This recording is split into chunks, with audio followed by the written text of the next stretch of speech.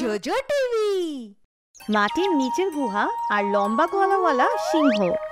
জঙ্গলের রাজা সিংহ ছিল অনেক শক্তিশালী, কিন্তু জঙ্গলের সব পশুরা তাকে অনেক ভয় পাওয়ার বদলে তাকে নিয়ে সব সময় হাসাহাসি করত।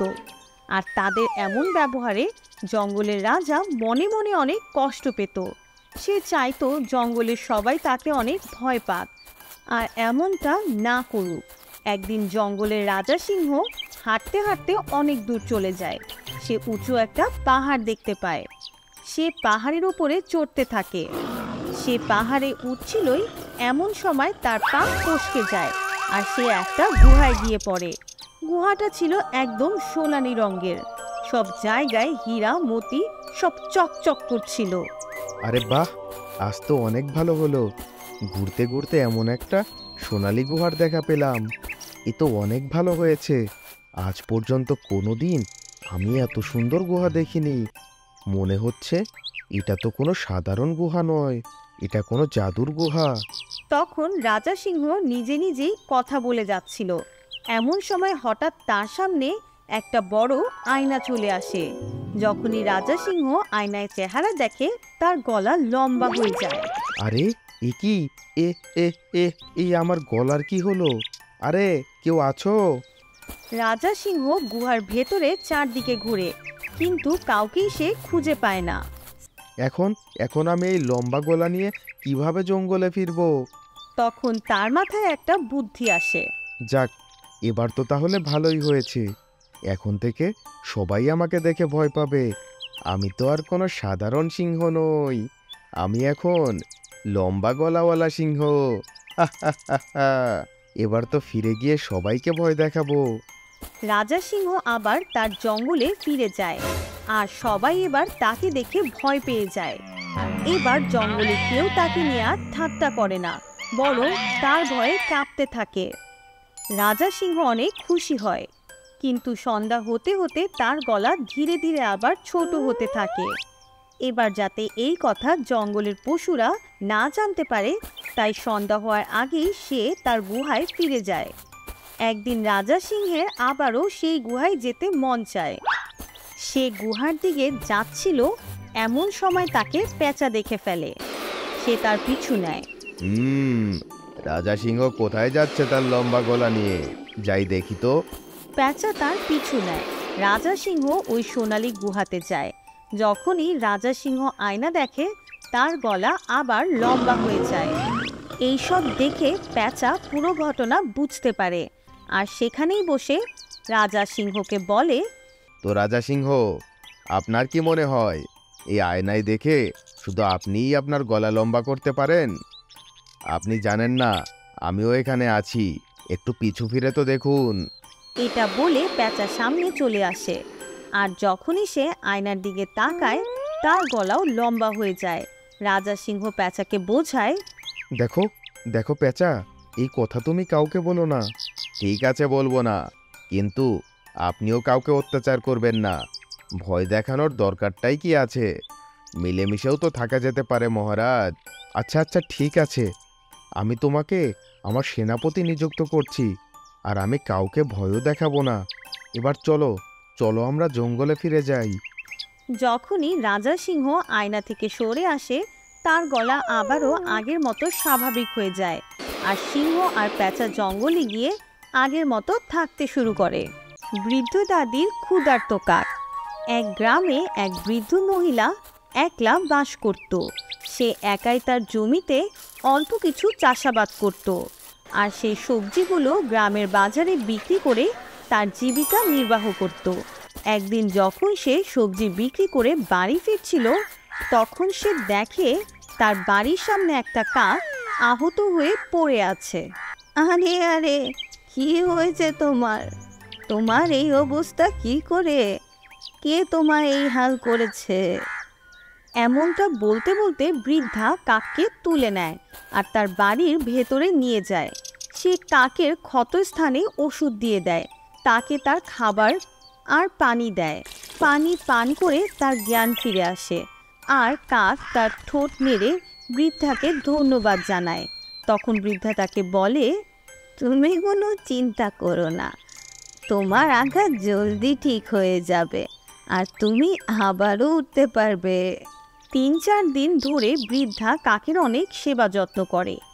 একদিন সকালে যখন বৃদ্ধা ঘুম থেকে উঠে, সে কাককে তার বাড়ির কোথাও দেখতে পায় না। আরে, কাক কোথায় গেল? ওকে আবার কোনো বিড়াল নিয়ে যায়নি তো? তখন বৃদ্ধা তার বাড়ির আঙিনায় কাকা শব্দ শুনতে পায়। বৃদ্ধা দেখে যে কাক একদম সুস্থ হয়ে গেছে আর গাছের উপর বসে কাকা করছে। আচ্ছা, তাহলে তুমি ঠিক হয়ে গেছো। ঠিক আছে, তুমি এখন স্বাধীন, যেখানে ইচ্ছে উড়ে যেতে পারো। বৃদ্ধার কথা শুনে কাক গাছ থেকে উড়ে এসে তার সামনে এসে বসে আর বলে, না না না মা, আমি কোথাও যাব না, আমি আপনার কাছেই থাকবো।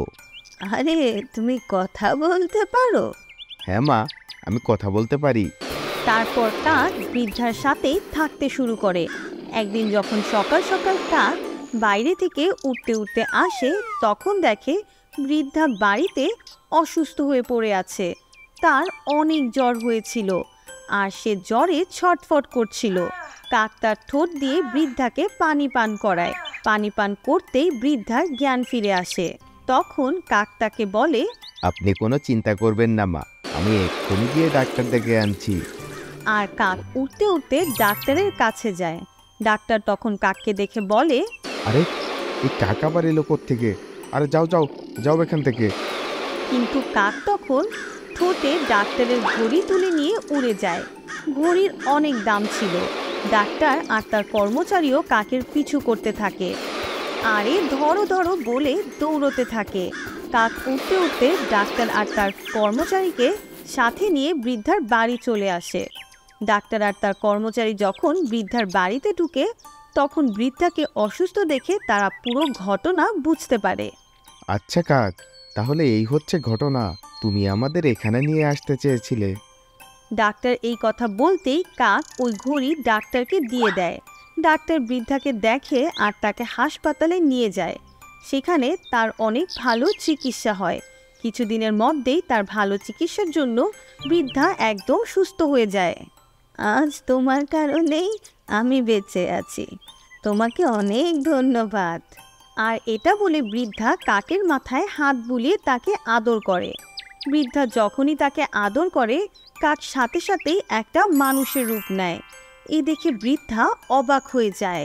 মা, এক সাধু আমাকে অভিশাপ দিয়েছিল আর কাক বানিয়ে দিয়েছিল, আর বলেছিল যে আমার দ্বারা কোনো ভালো কাজ হওয়ার পর কেউ যদি আমার মাথায় হাত রেখে আমাকে আদর করে, তাহলে আমি আমার আসল রূপ ফিরে পাবো। আজ থেকে তুমিই আমার মা আর আমি তোমার ছেলে, তুমি আর একা নও। আর এভাবেই বৃদ্ধার একাকিত্ব দূর হয়ে যায় আর সে একটা ছেলে পেয়ে যায়। এরপর তারা দুজনে সুখে শান্তিতে একসাথে বসবাস করতে থাকে। একলা গাভী সোনা নামের এক ষাঁড় তার স্ত্রী মতির সাথে এক গ্রামে থাকতো। তাদের দুটো ছোট ছোট বাচ্চা ছিল, গঙ্গা আর যমুনা। সবাই অনেক সুখে শান্তিতে হাসি খুশি একসাথে বসবাস করত। একদিন মতি তার স্বামী সোনাকে বলে, আজকাল কাজ অনেক কমে গেছে, আপনি নতুন কোনো কাজ কেন শুরু করছেন না?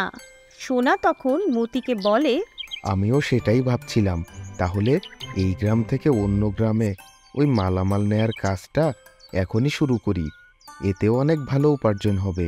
সোনার কথা শুনে মতি বলে, কিন্তু আপনি তো জানেনই আপনাকে জঙ্গলের পথ দিয়ে যেতে হবে, আর ওখানে ডাকাতরা আপনার মালামাল ডাকাতি করতে পারে। আপনার সব মালামাল যদি ওরা রেখে দেয়, তাহলে আপনি আপনার গ্রাহকদের কি পৌঁছে দিবেন? এভাবে তো আপনি কোনো কাজই করতে পারবেন না আর টাকা উপার্জন হবে না। এটা আপনাকে মনে রাখতে হবে। আমি জানি মতি, কিন্তু এভাবে ভয় পেয়ে বসে থাকলে কিছুই হবে না। আমাকে কাজে যেতে দাও, আমাদের টাকার অনেক প্রয়োজন। যদি উপার্জনই না করতে পারি, তাহলে তোমাদের খাওয়াবো কি? সোনার কথায় মতি রাজি হয়। সোনা কাজে চলে যায়। এবার সে প্রতিদিনই এক গ্রাম থেকে অন্য গ্রামে মালামাল নিয়ে যাওয়ার কাজ করতে থাকে।